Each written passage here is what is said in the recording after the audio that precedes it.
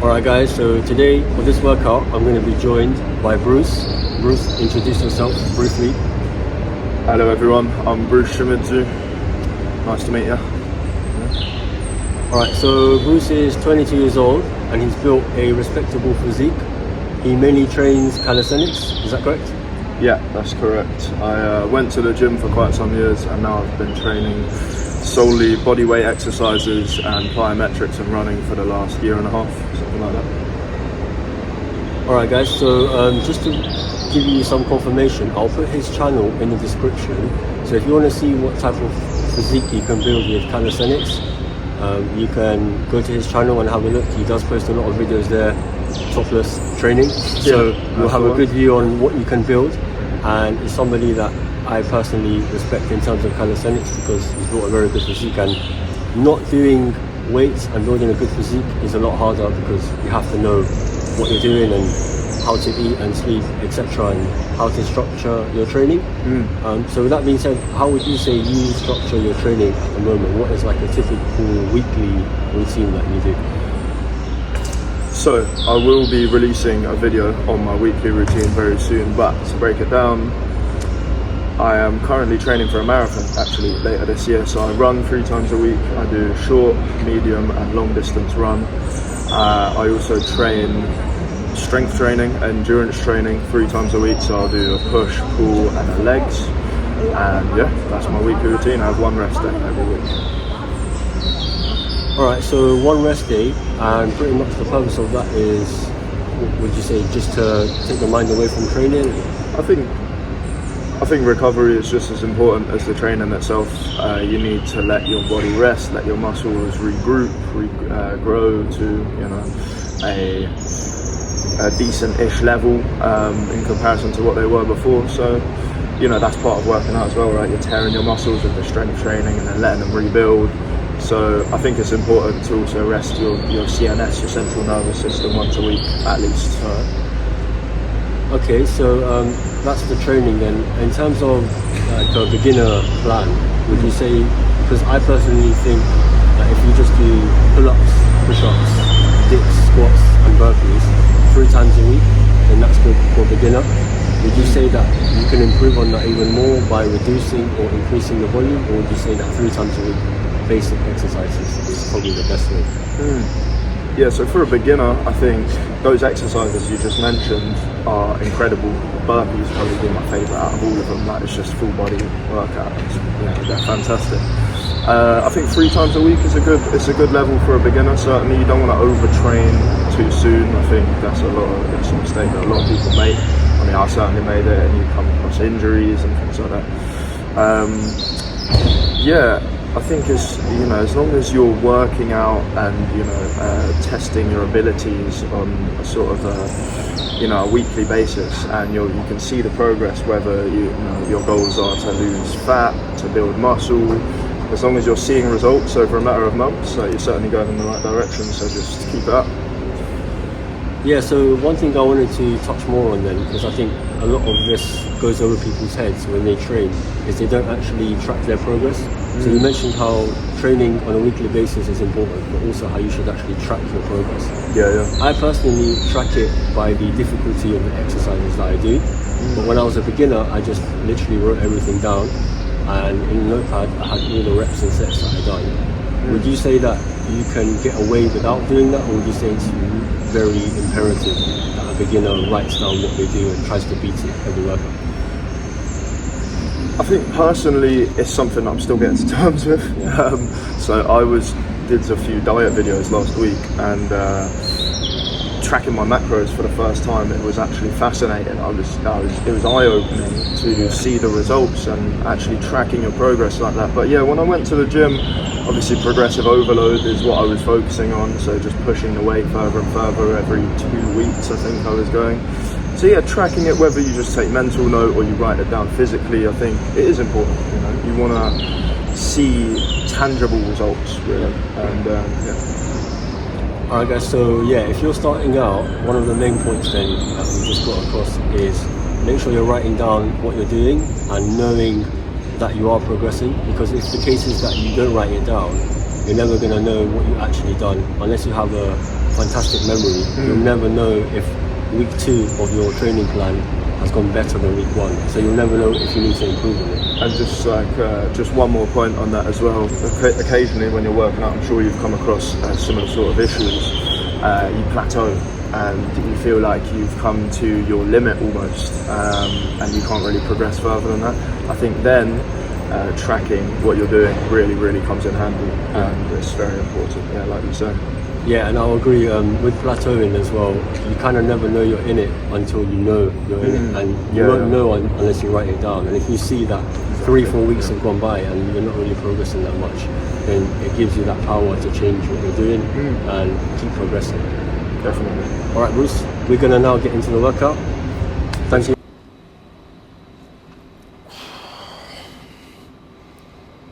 just gonna pause. Alright, get into our dead hang.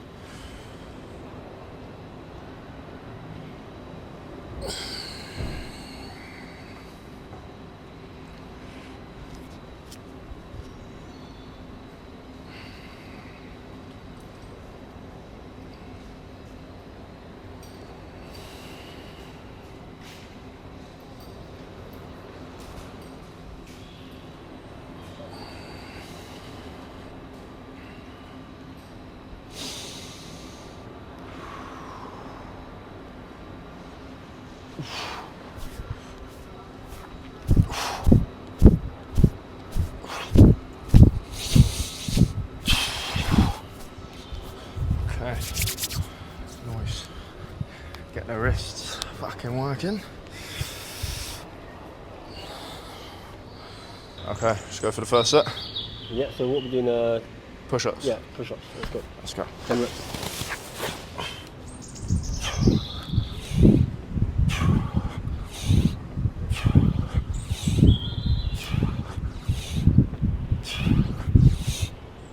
$20?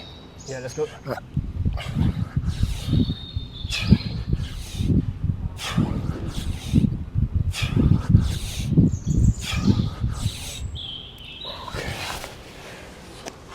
Good stuff, my bro. Good first set. Oof, connection as well. Let's go. Ready? Let's go. Set número 2.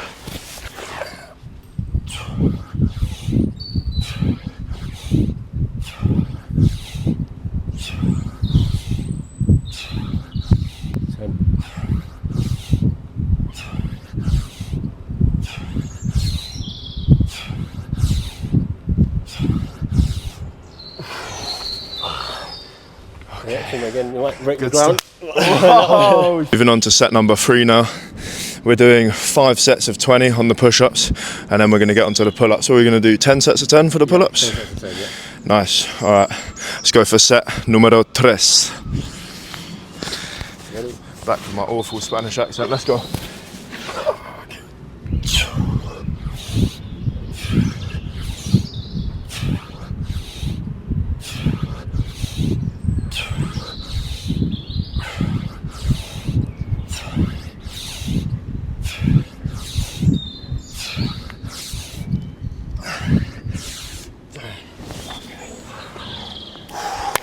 Let's go. Yeah, mate. Let's go.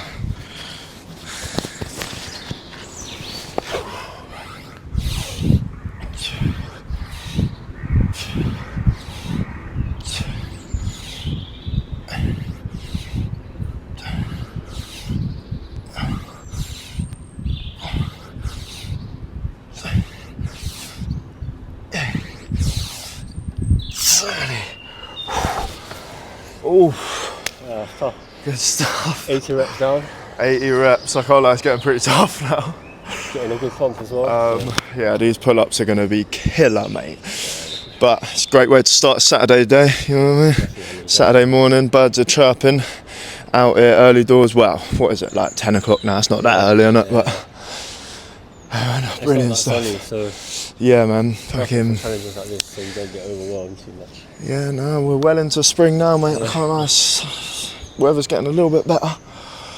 Can't wait for summer though. I just love working out in summer because you can work out barefoot. Yeah. So you're into like grounding and like earthing, that sort of stuff. Somewhat to some extent, but Yeah. I think it's better if you do it with a group of people. I feel like it's kind of like a tribe thing. Yeah, pretty primal. Doing it by yourself is a bit lonely, so... I know, yeah, as soon as the weather gets nice, I just like to get the shoes and socks off, just fucking bounce around on the floor a little bit, fucking do some sprinting in Regent's Park. Did a little plyometrics and running the other day. Check that out if you haven't already. Okay, let's go again. Yeah, this will be the last set of the press-ups. Last set of the push-ups, let's go.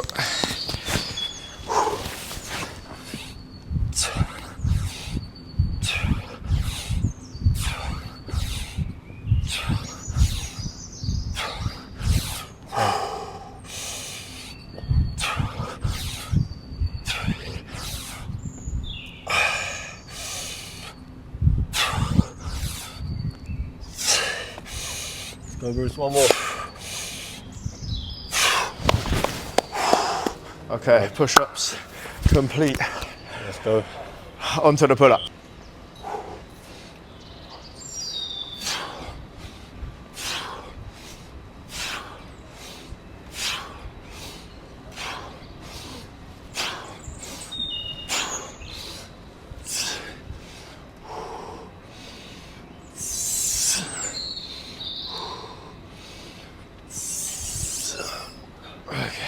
Nice. Let's go. Am I here? Yep.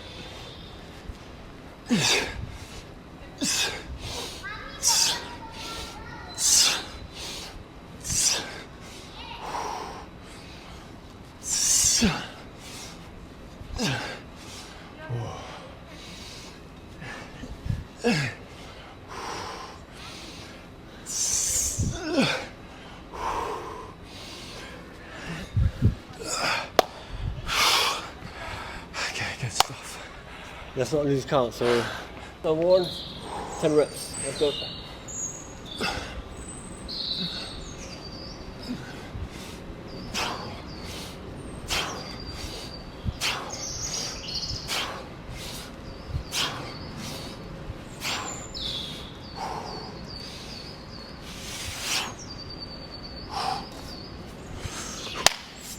Good stuff.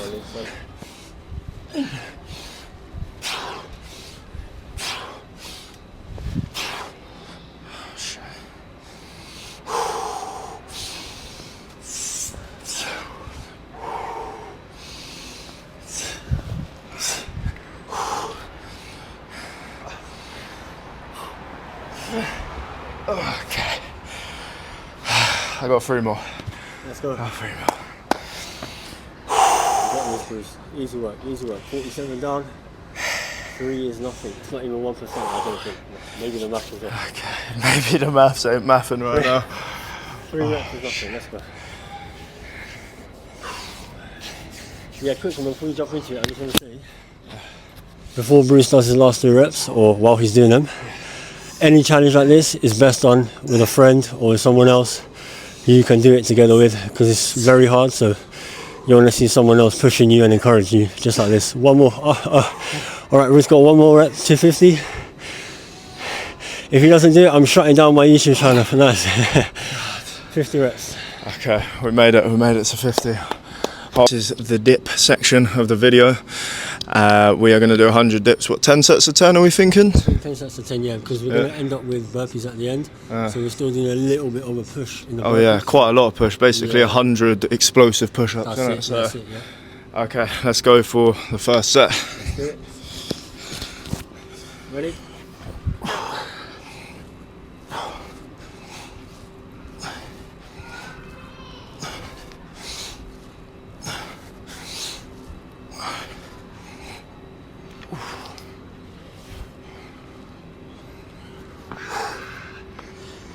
So yeah, let's just touch on that. I think, so the way I like to do my dips, if you've been watching my videos, you know that I like to go till 90 degrees, because I think that is, well, optimal for me. But I see Granite's doing it in a slightly different way, full range of motion, all the way down, all the way up. So do you want to just touch on that? Yeah, so I personally don't advise most people to do it as I do it, simply because they don't have the shoulder mobility. That being said, you can improve your shoulder mobility with specific exercises, such as like taking a resistance band, putting it over around the back of your head, down to your lower back and over again. But if your shoulder mobility is bad and you want to do dips for the sake of doing dips and building your strength, you will still build strength even if you don't go past 90. But just bear in mind that the deeper you go, the more stretch you're going to get on your chest, but you also require more shoulder mobility. So if it's something that interests you, going deep is definitely something you can achieve, but you will require specific exercises to be done so that you don't get injured.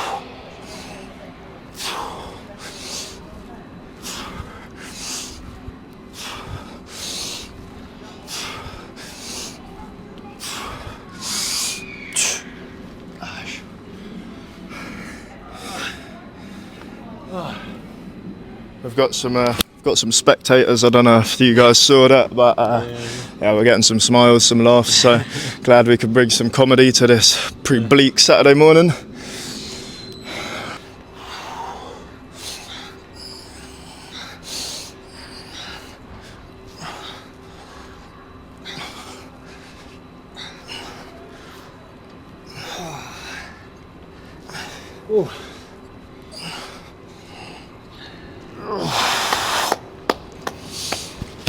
Okay, I don't know if you realised on that set, but one way that you can increase the difficulty of an exercise, is just simply time under tension, slow it down. You're about to learn something new. So the eccentric is basically the lowering portion. So in a dip, I'm coming down slowly here. That's the eccentric. That's the part that you want to control because that's where the most muscle damage takes place. The concentric is when you push back up. So that's basically just something that you do to complete the reps, and you want to do that quickly. So 1 second on the concentric. And then lastly, we have an isometric. An isometric is just a hold. So if I was doing something where I'm just holding my body in one position, that's an isometric. And isometrics are good because you're able to contract your muscle as hard as possible.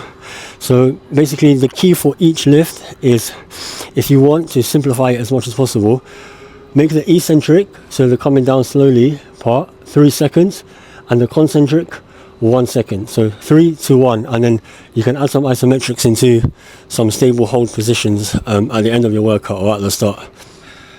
The way I like to do it is, I don't know if you'll be able to hear me from down there, but on the eccentric, breathe in,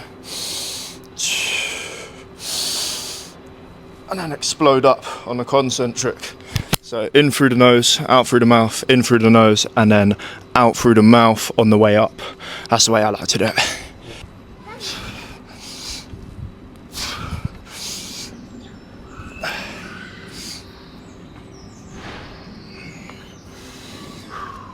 This is pumped. This is no weights, as you can see, full six pack, no weight, and Bruce is, so I'm 28 years old, and Bruce is 22 years old, guys. So 28, 22, we both train the same way, and yeah, pretty much you can see the physiques that we built. Yeah, and just a quick one before we get into the squats, I just want to tell my viewers that I do my squats personally with my hands behind my head, simply because that keeps a neutral alignment in my spine. So anytime I put my hands out in front, I might tilt forward. So if I put my hands behind my head, it keeps my back nice and straight. So I'm doing the squats with perfect form. It's like a little hack that I use. So anyway, let's get into the squats. 100 reps. Okay, let's go. Oh, you had that. 2, 3, 4, 5, 6, 7, 8, 9, 10, 11, 12, 13, 14, 15, 16, 17, 18, 19, 20. 1, 2, 3, 4, 5, 6, 7, 8, 9, 10, 11, 12, 13, 14, 15, 16, 17, 18, 19, 20. Oh, I can't even pick up the mic, so 1, 2, 3, 4, 5, 6, 7, 8, 9, 10, 11, 12, 13, 14, 15, 16, 17, 18, 19, 20. Yeah, I think at this point 10 sets of 10 is good. We've done a lot of push, so when we're doing that press up part, we're going to feel that quite a bit. And we've just done legs as well, so 10 sets of 10 is a good pace. And before we get into it, Bruce, you're going to do them with a jump, a squat jump, right? Yeah. So you're going to notice that we're not going to do the same variation of a burpee. Bruce is going to do a jump and bring his knees, a tuck jump. So he's going to bring his knees up at the end of each burpee, whereas I'm just going to stand up. So this is just to show you guys that these are two variations, and I can confirm that the way he's going to do it is going to involve some sort of plyometrics, which is basically going to help you with your joints and your explosiveness. So if you play a sport, do it the way he's doing it. And the way that I'm going to do it is basically going to be something that most people will be happy to do, because it's going to be hard in of itself. So if you want, try out my way, and if it's too easy, then give Bruce's way a go and add a little jump at the end. But the main thing is to do some sort of burpees, because it's one of the best full body. 90 people.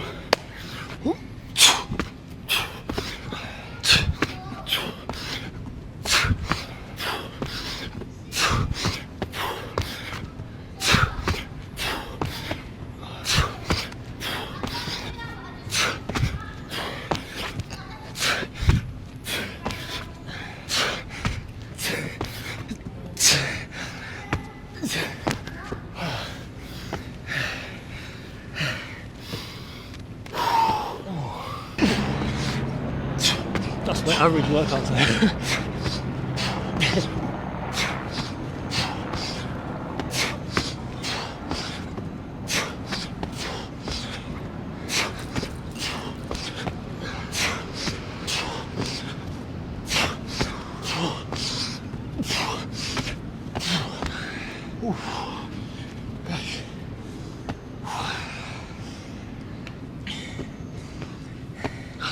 I'll probably